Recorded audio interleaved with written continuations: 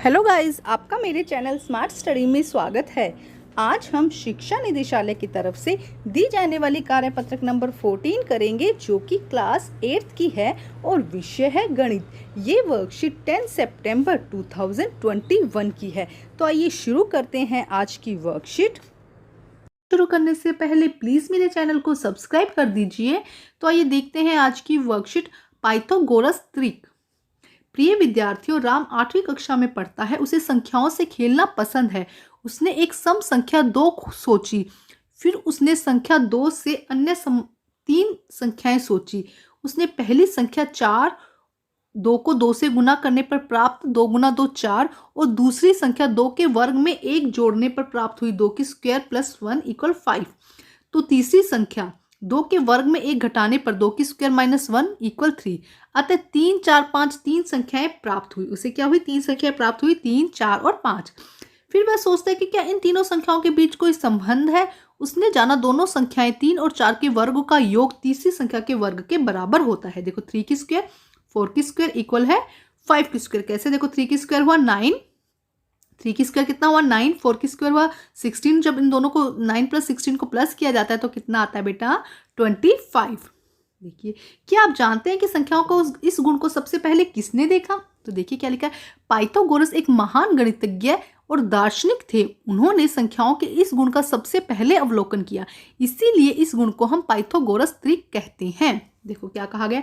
संख्याओं का ऐसा समूह जिसमें दो संख्याओं के वर्गों का योग तीसरी संख्या के वर्ग के बराबर होता है, उसे हम पाइथागोरस त्रिक के नाम से जानते हैं। देखो, संख्याओं का ऐसा समूह, जैसे कि ए एक संख्या है और बी एक संख्या है, तो इन संख्याओं के वर्गों का योग तीसरी संख्या के वर्ग के बराबर होता है, तो उसे हम क्या कहते हैं? पाइथागोरस त्रिक। तो ए की स्क्वायर प्लस बी की स्क्वायर इक्वल है सी की स्क्वायर के। तो ये क्या है बेटा? देखो, इसे हम क्या कहते हैं? पाइथागोरस त्रिक। ठीक है। पाइथागोरियन त्रिक की एक संख्या दी गई है, इसके अलावा हम अन्य दो संख्याओं को ज्ञात कर सकते हैं। यदि एक संख्या पता हो तो हम दूसरी दो संख्याएं निकाल सकते हैं। तो आइए देखते हैं। दी गई संख्या अगर सम संख्या दी जाए, अगर मानो कि सम संख्या हमें दी गई है 8, एक संख्या दी गई है 8, तो सबसे पहले हम क्या करते हैं? संख्या का आधा भाग करते हैं। जैसे कि हमने किया 8 भाग 2, तो कितना आया? 4। अब प्राप्त की गई संख्या का वर्ग निकालते हैं। जैसे 4 आया हमारे पास में, जो 4 का हम वर्ग करेंगे कितना आ जाएगा? 16। तो अब एक इसमें जोड़ देंगे और एक इसमें घटा देंगे, तो जोड़ने पर कितना आया? 17 और घटाने पे कितना आया? 15। ठीक है। तो हमारी जो संख्या है उसका समूह निकलेगा। सबसे पहले संख्या क्या थी? 8, दूसरी क्या आई हमारे पास में? 15 और तीसरी क्या आई हमारे पास में? 17। तो ये एक ऐसी संख्या है जो क्या है? पाइथागोरस त्रिक को फॉलो करती है। अब इसको जांच के देखते हैं। देखो, पहली संख्या क्या थी? 8 की स्क्वायर, दूसरी संख्या कोई 15 की स्क्वायर, है ना। इन दोनों का योग तीसरी संख्या के वर्ग के बराबर होना चाहिए। तो तीसरी संख्या क्या है? 17 का स्क्वायर। ठीक है। अब जब हम इसको करते हैं तो इसका 64 आया, इसका 225 आया। जब इनको दोनों को जोड़ते हैं तो कितना आता है? 289।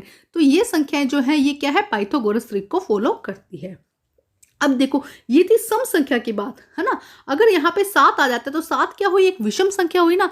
तो आइए देखते हैं। अगर विषम संख्या हो, पाइथागोरस में अगर सम संख्या हो तो ये रूल हम इजीली हमारा हो जाता है, लेकिन अगर विषम संख्या हो तो माना कि संख्या है 9, है ना, तो इसकी दो संख्याएं हम कैसे निकालेंगे पाइथागोरस त्रिक की? तो इसके लिए देखो, क्योंकि विषम संख्या का वर्ग कितना होता है? 9 को 9 से मल्टीप्लाई किया, कितना आया? 81। ठीक है। कितना आया? 81। अब हम क्या करेंगे? इस 81 को ऐसे दो भागों में बांटेंगे जिनका अंतर क्या हो? 1 हो। मतलब कि इसको दो इसके बराबर के ऐसे दो नंबर लाएंगे जिनका क्या हो? अंतर 1 हो। जैसे कि अगर मान लो मैं 80 और 1 लिखती हूँ, है ना, तो देखो इन दोनों को जोड़ने पर कितना आ रहा है? 81 आ रहा है, लेकिन इनको जब घटाएंगे तो इनका जो बीच का अंतर है वो 1 नहीं है। तो देखो मैं लिख देती हूँ 40 और 41, है ना। मैंने क्या लिख दिया? 40 और 41। अब देखो इन दोनों को अगर हम इन दोनों को जोड़ते हैं, 40 और 41 को जोड़ते हैं तो 81 आता है। ठीक है। और जब इनको माइनस करते हैं तब कितना आता है? 1 का अंतर आ रहा है। और यही मैं कह रही थी। देखो यहाँ पे देखो, प्राप्त वर्ग संख्या को दो इस प्रकार भागों में बांटेंगे कि उन दोनों संख्याओं का अंतर 1 हो। जब दोनों को घटाया जाए तो अंतर कितना है? 1। जैसे कि 81 को दो भागों में बांटा गया, 40 और 41। ठीक है। इस प्रकार तीनों संख्याएं हमारी निकल गई। एक तो पहली तो 9 थी, दूसरी हुई 40, तीसरी हुई 41। अब इनका हम चेक करते हैं कि क्या ये सही है। तो हमने 9 की स्क्वायर किया, 40 की स्क्वायर किया और 41 की स्क्वायर किया। 9 का 81, 40 का 1600 और 41 का 1681। जब इनको जोड़ेंगे तो 1681 आएगा। तो ये क्या है? हमारा एक पाइथागोरस त्रिक है। ठीक है। आगे देखिए क्या लिखा गया है। पाइथागोरस त्रिक एक पूर्णांक होता है। पाइथागोरस त्रिक का एक रूप 2m, m की स्क्वायर -1 और m²+1, हम इस फॉर्मूले से इसको लिखते हैं। इस रूप का उपयोग करते हुए पाइथागोरस त्रिक ज्ञात करते हैं। माना पाइथागोरस त्रिक का एक सदस्य है 12। हमने माना कि पाइथागोरस त्रिक का एक सदस्य है 12, तो अन्य सदस्य के लिए m² - 1 और m²+1 करके हम निकाल सकते हैं। तो देखो m² - 1, तो हम क्या करेंगे, देखो 12 + 1 है ना। तो देखो अब यहाँ पे m² क्लियर नहीं हो पाएगा बेटा। इस क्वेश्चन में क्या कहा जा रहा है कि जब m हमें अच्छे से क्लियर ना हो पाए तो हम क्या फॉर्मूला यूज करते हैं, हम यहाँ पे ये फॉर्मूला यूज करेंगे। देखो यहाँ पे क्या करेंगे, m² हम क्या करेंगे, m मान के हम क्या मानेंगे 2m। 2m कितना है 12। 2m कितना हो गया बेटा 12। अगर सम संख्या हो तो हम इसको 2 से भाग करेंगे, कितना आएगा 6 आएगा। अब देखो अब हमारे पास में आया m, हमारे पास में कितना आया 6। m हमारे पास में कितना आया 6। तो पहले हम m² +1 या प्लस माइनस नहीं करके पहले हम m की वैल्यू निकालेंगे। पहले क्या करेंगे, हम m की वैल्यू निकालेंगे। तो यहाँ पे देखो, यहाँ पे ये करना m² +1, पहले m² से हमारा क्वेश्चन सॉल्व नहीं होगा, तो इसलिए हमें पहले क्या करनी पड़ेगी बेटा, m की वैल्यू निकालनी पड़ेगी। हमने m की वैल्यू निकाल दी। अब हम कर सकते हैं m² +1, तो m² कितना है, देखो 6 है, 6 की स्क्वायर इजीली निकल सकती है 36, और +1 37 और -1 35 हो जाएगा। हम क्वेश्चंस करेंगे तो बेटा और अच्छे से इसको समझेंगे। तो आइए करते हैं क्वेश्चंस बेटा। देखो पाइथागोरस त्रिक की मदद से एक संख्या ज्ञात होने पर अन्य दो संख्याएं ज्ञात कीजिए। तो पहली है 10, 7, 16 और 18। तो आइए करते हैं ये क्वेश्चन सोल्व हम। तो आइए करते हैं बेटा आंसर। देखिए हमारे फर्स्ट क्वेश्चन में था, फर्स्ट नंबर क्या दिया गया है बेटा, हमें फर्स्ट नंबर दिया गया है हमें 10 नंबर ना। तो आइए सोल्व करते हैं। देखो m, तो 2m की वैल्यू कितनी दी गई है बेटा, 10 दी गई है। ठीक है, तो हम पहले m की वैल्यू निकालेंगे। m की वैल्यू के लिए क्या करेंगे, 10 को 2 से डिवाइड करेंगे, 10 को 2 से भाग करेंगे, क्या आ जाएगा, m की वैल्यू हमारी 5 आ जाएगी। तो अब हम फॉर्मूला लगाते हैं m² +1 और m² -1। तो m² 1 कितना हो जाएगा, 5² +1 करेंगे तो कितना आ जाएगा, 25 + 1 26। और इसी तरह 5² -1 करेंगे तो 25 - 1 कितना आ जाएगा, 24। तो हमारा फर्स्ट का आंसर क्या आ जाएगा, पहली संख्या क्या है 10, दूसरी क्या हो जाएगी 24 और तीसरी क्या हो जाएगी 26। ठीक है, तो ये है फर्स्ट क्वेश्चन। अब हम सेकंड क्वेश्चन करते हैं। देखिए सेकंड संख्या में हमें दी गई है 7, जो कि क्या है, एक विषम संख्या है। तो विषम संख्या के लिए हमें क्या करना है, पहले 7 की स्क्वायर करना है। हमने देखा था पहले इस नंबर का वर्ग निकालना है, तो वर्ग कितना आया 49। अब इस नंबर को ऐसे दो भागों में विभाजित करना है जिसमें क्या हो, जिनका अंतर तो क्या हो बेटा, जिनका अंतर तो 1 हो और जिनको जोड़ने पर 49 आए। तो हम देखो 24 और 25 इस तरह से इनको दो भागों में बांट देते हैं। इनका अंतर क्या है, यहाँ पे लिख दीजिएगा कि इनका अंतर कितना है, 24 और 25 का 1। इनका अंतर कितना है, हम यहाँ पे लिख देंगे कि इनका अंतर है 1। ठीक है, अब तो संख्या क्या आ जाएगी हमारे पास में, 7 आ जाएगी, 24 आ जाएगी और 25 आ जाएगी। ठीक है, तो ये हो जाएगा इसका सेकंड क्वेश्चन। अब हम इसका थर्ड क्वेश्चन करते हैं। देखिए थर्ड क्वेश्चन में क्या दिया गया है, हमें m की वैल्यू कितनी दी गई है, 2m की वैल्यू दी गई है 16। 2m की वैल्यू कितनी दी गई है 16। तो पहले हम m की वैल्यू निकालेंगे। m की वैल्यू निकालने के लिए क्या करेंगे, 16 को 2 से भाग करेंगे, तो हमारे पास में m की वैल्यू कितनी आ जाएगी 8। हमारे पास में m की वैल्यू कितनी आ गई बेटा 8। अब हम इसे सोल्व करते हैं। हम वही फॉर्मूला लगाते हैं m² +1 और m² -1। तो देखो जब m² करेंगे तो कितना आ जाएगा 64। 64 में जब हम 1 प्लस कर देंगे तो कितना आ जाएगा हमारा 65। तो एक संख्या हमारी क्या आ गई 65। इसी तरह हम 64 में 1 माइनस कर देंगे, 8² -1 में जब 1 माइनस कर देंगे 64 में तो क्या आ जाएगा 63। तो इस तरह हमारा देखो 16, 63 और एक सेकंड बेटा यहाँ गलत लिखा गया, 16, 63 और 65, ये तीन हमारी संख्याएं निकल जाएंगी, जो क्या है पाइथागोरस त्रिक है। अब हम करते हैं क्वेश्चन नंबर सेकंड। तो आइए करते हैं क्वेश्चन नंबर सेकंड। बेटा इसका फोर पार्ट भी हम यहीं कर लेते हैं। ठीक है, 16 का 4 पार्ट देखिए क्या होगा, 2m की वैल्यू कितनी हो गई बेटा 18। तो हम पहले m की वैल्यू निकालेंगे। m की वैल्यू कितनी हुई 18 डिवाइडेड बाय 2 और 9, ये हो गई m की वैल्यू। ठीक है, अब हम करेंगे m² +1। तो कितना हो जाएगा m² +1 मतलब 9² +1। तो जब हम 81 +1 करेंगे तो कितना आ जाएगा हमारा 82।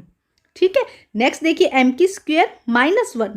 ठीक है, तो 9² -1 कर देंगे तो हम कितना आ जाएगा बेटा 81 - 1 तो कितना हो जाएगा 80।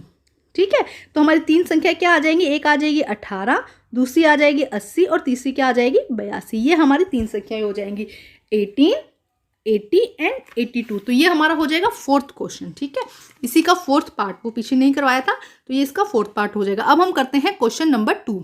आइए अब हम करते हैं क्वेश्चन नंबर 2। जांच करें कि कौन सी संख्या का समूह पाइथागोरस त्रिक है। तो यहाँ पे कुछ संख्याएं दी गई है 8, 6, 8, 10, 9, 12, 15, 5, 12, 13, 7, 28, 29 इस तरह से कुछ संख्याएं दी गई है। तो हमें देखना है कि कौन सी संख्या है पाइथागोरस त्रिक है। तो आइए करते हैं इसे सोल्व बेटा हम। तो आइए सोल्व करते हैं बेटा। देखिए फर्स्ट नंबर क्या था 6, 8, 10, 6, 8 और 10। तो हम क्या करेंगे, पहले एक नंबर की स्क्वायर लिखेंगे, 6 की स्क्वायर प्लस 8 की स्क्वायर इक्वल है 10 की स्क्वायर, है ना।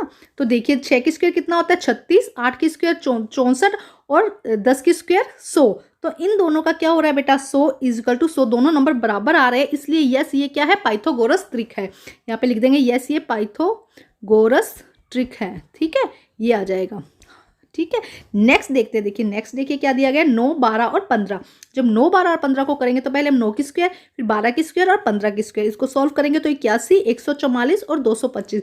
जब इन दोनों को जोड़ा जाएगा तो 225, तो दोनों में क्या आ जाएगा 225 इक्वल 225। तो ये भी क्या हो जाएगी हमारी पाइथागोरस त्रिक।